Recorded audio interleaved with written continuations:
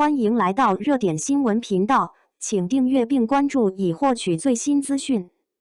中餐厅9丁禹锡副主厨，灶台边的反差多面手藏着多少惊喜？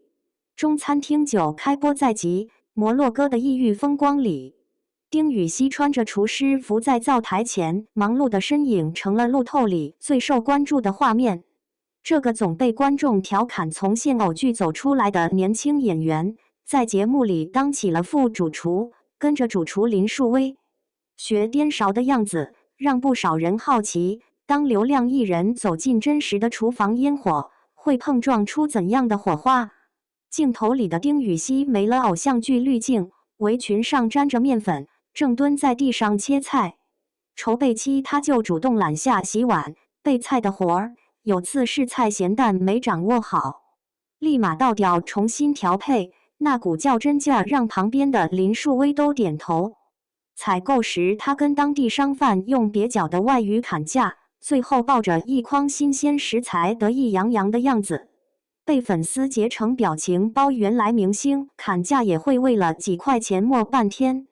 这种接地气的真实感倒让综艺有了生活的温度。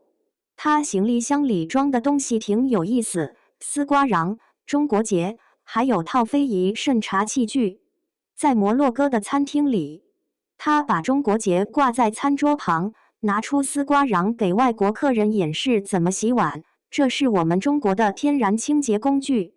有次策划文化互动，他带着当地小孩学舞龙，用红绸子扎的简易龙身在餐厅门口舞动，阳光洒在孩子们笑弯的眼睛里，那画面突然让人觉得文化交流不一定非要多宏大的仪式，可能就是这样随手拿出的一件小物，一场即兴的游戏。黄晓明在采访里说，丁禹锡是全能补丁，哪里缺人他就往哪补。后厨忙不过来时，他端着盘子穿梭在餐桌间送餐，沈月拍素材缺帮手，他举着反光板一站就是半小时。翟潇闻准备表演缺道具，他翻出自己带的中国结当装饰。有次大家爬楼梯搬食材累得直喘气，他跟黄晓明互相指着对方笑，像被打了一顿。这种苦中作乐的默契，让团队氛围多了几分烟火气。节目录制结束时，他对着餐厅设备掉眼泪的场景被观众截图讨论。有人觉得至于吗？但蹲过厨房的人大概懂，那些陪你切过菜的案板、颠过勺的灶台，真的会在朝夕相处里有了感情。他挨个跟烤箱、冰箱说再见，语气像在跟老朋友道别。这种细腻的共情力，让综艺里的人设有了真实的血肉。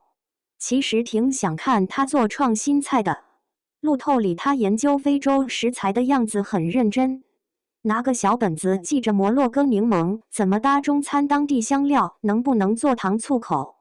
当年轻艺人开始琢磨怎么把异国食材做出中国味道，这事本身就挺有意思。不是简单的中餐出海，而是用年轻人的视角去解构、融合，让传统味道在异域有了新的表达。他教当地服务员用中文说欢迎光临，对方发音不准，他就一遍遍示范，最后两人笑作一团。这种没有距离感的互动，比任何刻意设计的文化输出都更自然。当丁禹锡把渗茶器具摆在餐厅吧台，当舞龙的红绸子在摩洛哥的风里飘起来，这些画面让人突然明白，文化交流从来不是生硬的灌输，而是像做饭一样，需要耐心、诚意，还有愿意融合的开放心态。可能有人会质疑，演员做综艺副主厨是不是作秀？但看他在厨房被油星烫到手，也只是皱皱眉继续炒。看他为了学一个刀工技巧，跟林树威请教半天。看他把中国结送给当地小朋友时眼里的光，会觉得这事儿没那么简单。当流量艺人放下偶像包袱钻进厨房，当年轻一代用自己的方式诠释文化传播，中餐厅9里的丁禹锡或许正在展示一种新的可能，在灶台与餐桌之间，在传统与创新之间，找到属于这代人的表达。现在回想那些路透里的画面，他穿着厨师服低头切菜的侧影，跟平时镜头里的明星形象有点不一样。